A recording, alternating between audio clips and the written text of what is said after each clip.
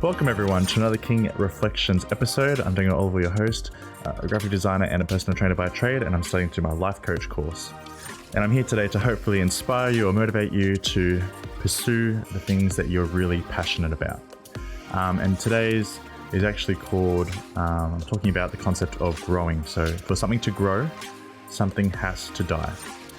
So I'm going to say at the start of this that this actually is going to be a scripted one, mainly because I believe, or sometimes I get a lot of thoughts, I have to write them down, and I like to write them down in a certain way where the point will be drawn across a whole lot more, rather than some people are they're really against the whole scripted idea. And I feel like that's a hindrance and a small-minded concept of, some people like to, for example, writing a poem or writing a book or writing an article or a vlog or a blog.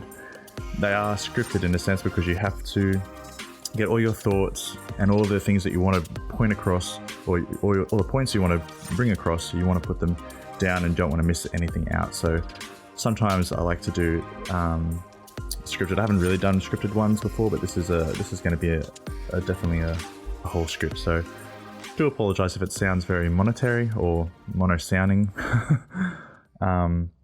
but please enjoy. Don't forget as well to subscribe to this podcast, as well as follow me on Instagram and Facebook at Xander King, so XNDR King. And yeah, make sure you give it a like, give us some feedback, let us know if you enjoyed it or not. So let's just jump right into it. So for something to grow, something has to die. So this can be applied to anything in life. The best analogy that most people use is with plants, especially those that grow fruit or flowers. We must prune the branches that are not producing fruit or flowers back for new growth to occur. The ends of those branches must die for new growth. I've always said that we must choose to grow, or else we stagnate and stay stuck. We inevitably don't grow. But I actually had a conversation with a client from work, and they were expressing that some of their friends were not moving forward and were just happy to sit in their unhappiness, so to speak. But this client pointed out to me that these friends are still growing. Something is still growing. Their stagnation is what's growing. And I agreed to the different shift of perspective, but didn't give it much thought until on the third day when my mind was brought back to that conversation. And he was absolutely correct. But if stagnation was growing, what was dying? What has been put to death? What has been sacrificed? Because you know that if our attention is drawn to one thing, then it must be drawn away from other things for this one thing to be the focal point. If you know some Christian theology, you would know the concept of we must die daily. And if you're new to hearing this, then let me try my best to explain it. Jesus constantly says throughout his teachings that we must kill off the old man, our old ways. We must die daily of ourselves. Take off the old man like a garment and put on the new man, ridding ourselves of our sins, which are destructive habits, attitudes, mindsets, etc., and putting on the new man, which are God's standards: righteousness, holiness, forgiveness, truthfulness, and most importantly, of course, love. So we know that in order for these things to grow, the old way we have been living, so our old lifestyle, the destructive lifestyle that didn't bring us life, has to be taken off. It has to die daily. Why daily?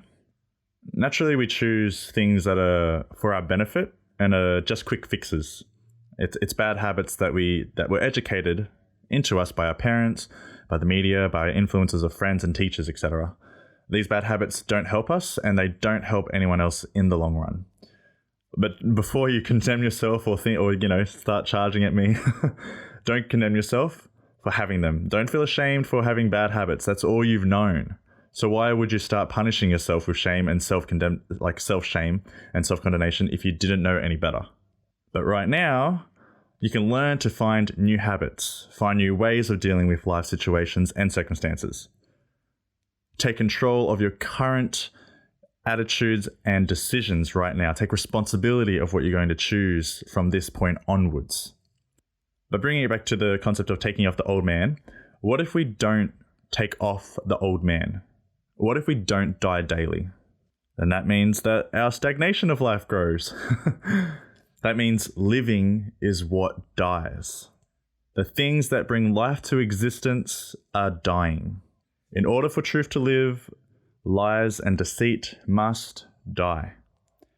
In order for righteousness to live, selfish ambition to get what I want and not care of others must die. In order for forgiveness and compassion to live, our ego and self-righteousness needs to die. If we're choosing not to grow in ourselves and mature in our emotional intelligence and self-awareness, we're being selfish. Selfishly choosing to stay in our comfort zones, not benefiting anyone. But if you do choose to grow in yourself, even if it's just 1%, you are selflessly giving your life an opportunity to grow and spark the inspiration and motivation in others to also grow. And the more that all of us grow in ourselves and learn new things, the more we can help each other. Growing helps things keep moving, keep progressing. These help life become at least bearable, as Jordan Peterson would say. Think of it this way. If a plant chooses not to grow of life, what happens to it? If it decides to harden its heart, believing that it doesn't need water or a good fertile soil to grow or the sun's UV light to create photosynthesis, what happens to it? It will die, holding onto its own murder weapon, ego.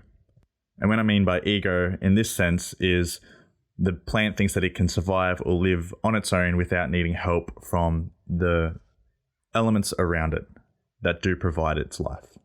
Does the dead plant benefit anyone though when it dies, holding onto its ego? Does it breathe oxygen into the air? Does it provide food for bugs and animals? Does it provide a home for birds?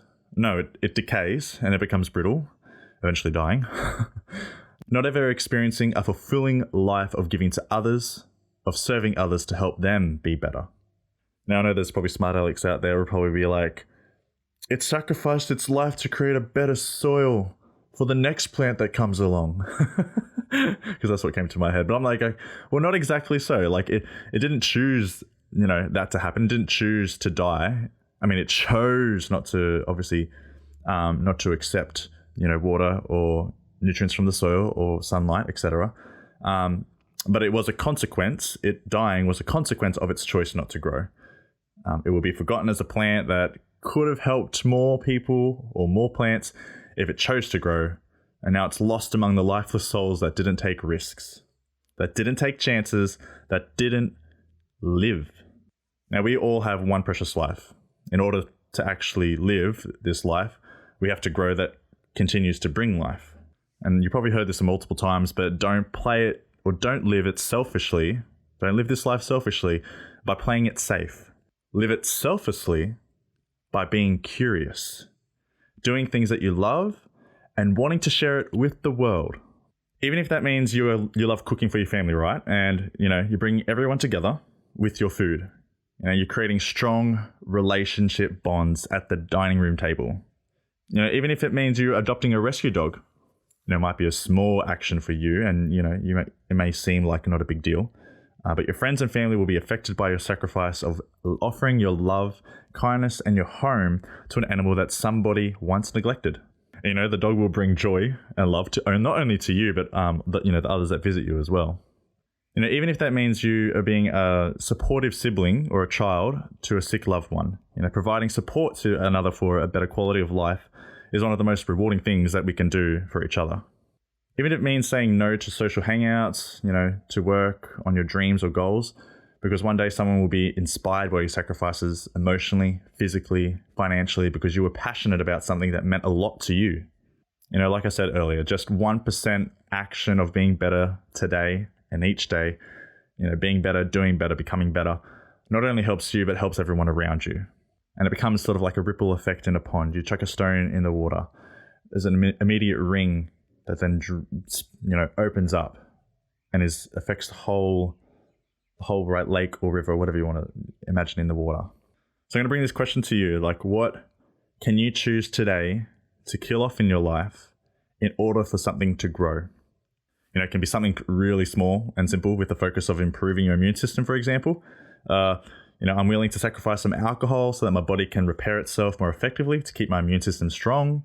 Or I'm willing to drink more water and sacrifice, energy drinks, flavored drinks to keep my body properly hydrated to help keep my immune system strong. Or it can be I'm willing to sacrifice, having chips or lollies or donuts as snacks and have some fruit and nuts instead. Maybe not so me. Donuts are pretty hard to sacrifice, right? Or, maybe the focus might be, on being less stressed. For example, I'm willing to sacrifice social media for doing a course online, or reading a book, or watching tutorials on YouTube. Because, the drama on social media can be conflicting with opinions, and division is then caused, and it, can cause too much stress rather than relaxing you. Or it could be even, I'm choosing to write my anxious and troubling thoughts into a journal each night before going to bed, so I get a good night's sleep and sacrifice watching TV that just pushes our deep thoughts aside, and the ones that really are troubling us that we have to really deal with. And all those troubling thoughts will eventually catch up with us, days or weeks to come. You just don't know, especially if you don't deal with them effectively and efficiently. Even if you for lunch breaks, you're staying indoors, that can cause quite a bit of stress because you're not getting yourself out there into, nature. So you can sacrifice your lunch break staying inside and go out for a walk, get some sunshine, get some nature, get some vitamin D, get some real oxygen rather than air-conditioned oxygen. So you're the fresh air and connecting with nature, relieving stress, than sitting in synthetic lighting, four-walled room, etc. This is actually my personal favorite. Sacrificing spending time with people who have bad energy. Instead, I'm going to surround myself with good energy. But if there are no positive people, because sometimes you're in a situation where there is no actual positive people, what you feel is positive. I just sit alone. I just sit alone and I listen to, music that I really want to listen to. Or even sometimes watch YouTube channels of gurus or, self-development people, or even business people, and just watch them and get their energy through that YouTube video. And eventually, like for myself, I try my best to get to the stage of sacrificing my ego in arguments. I prefer to keep the peace rather than be right. Because if I keep trying to prove that I'm right and, belittle the person I'm arguing with, or, trying to put them in their place, I end up losing the friendship. And, a friendship that I probably really and actually really enjoyed a lot. But that's a two-way street as well. If they're not willing to give up their ego as well, and willing to give up the idea that they're right, and just focus on the friendship and the relationship, then it can buckle as well if one is still hot-headed about it. So everything, in a sense, that you've built together, or that we built together with me and my friend, would crumble down. And really, for me to diffuse the situation, I'll be like, okay, we have a differing opinion. That's okay. And I appreciate that you have the freedom and the ability to have a different opinion, and that you can see things in a different light to me. So I'm going to ask you again, as the viewer, the audience, the listener, what can you do today that will make you 1% better? What is something that can die right now for something else to grow? Because in order for self-growth, in order for moving forward, something has to be cut off from you, and it has to die so that you can't pick it back up again and try and attach it to you and try to make things work with it again. It didn't serve you when it stopped producing fruit and flowers. What makes you think it's going to serve you now? What makes you think it's going to serve you to grow fruit and the flowers for you to blossom? Let it go. Let yourself grow. And yes, it will be discomforting. Trust me, it is discomforting, but it's well worth it. It is 100% well worth it.